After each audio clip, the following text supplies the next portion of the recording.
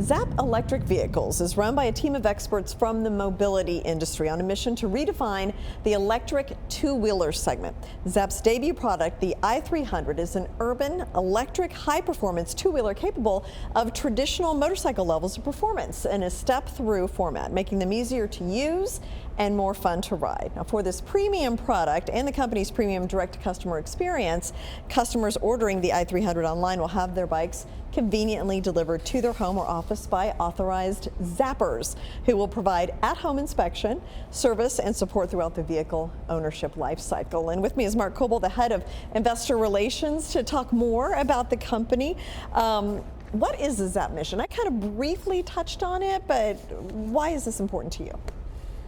For me, it's Zapp's approach to design and intention in electrification. There's relatively few two-wheelers that are sold in the U.S., so I think something U.S. investors may not fully appreciate is just how many two-wheelers are sold elsewhere in the world. Mm-hmm. And so oftentimes that will coincide in places where there may not be extensive public transport infrastructure.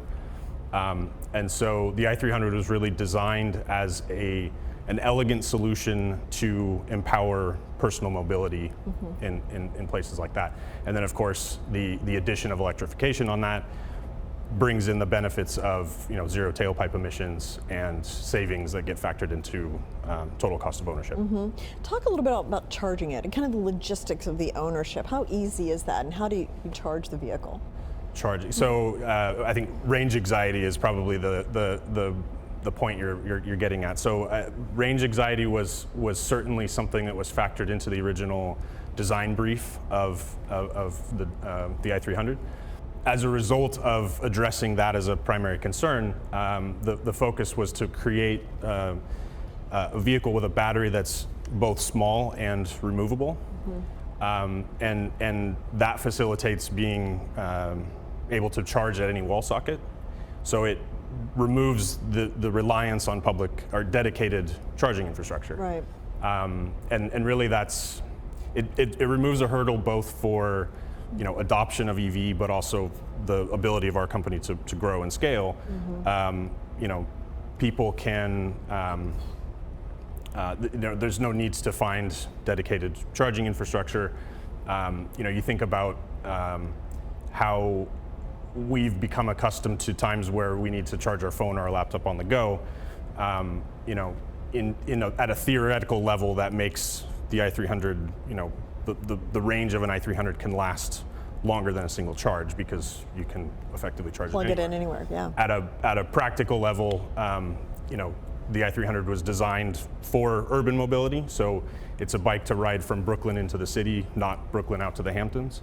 Mm-hmm. And that is consistent with the use case in both Europe and Asia, where very few Europeans will ride their two-wheeler outside of their hometown. The average European commuter would only need to charge the batteries once per work week. Okay, and then you mentioned the battery was removable. Yes. So does that mean swappable? Like, explain that part of it. Sure. So the batteries are removable, but they don't need to be swapped. Okay. And that's kind of an important point because they can be charged at any wall socket. Again, you don't need to find dedicated. There's no need to install or us as a company to invest in dedicated charging infrastructure. It facilitates effectively charging in the home or the office or wherever on the go. The batteries themselves are about the size of a laptop. The weight, they're lightweight, so they weigh about 13 pounds. So really, you can throw them in a backpack, a briefcase, charge them on the go. And what that does is it makes it possible to use. I'll say it differently. You can incorporate that into your daily routine where it's effectively the same as when you get home, you're charging it next to your phone and your laptop. So Mark, explain 4 wheels versus 2 wheels. How is that implemented into your business model? Sure. I think an important thing is the differences between the requirements of 4 wheels versus 2 wheels. In the 4-wheel space, You can almost get into kind of a vicious circle where, drivers tend to demand more and more range. In order to achieve that, they need to add more batteries. It adds to weight, and then the in process that makes it difficult to actually achieve additional range. In the two-wheel space, it's actually the opposite. Because the batteries are smaller, they're lighter. It makes it easier to extend the range in a two-wheel context. The i300 was designed to have fewer battery cells per vehicle as well as per mile traveled. And then when you add on the convenience of a removable battery in the two-wheel space, we talked about urban mobility.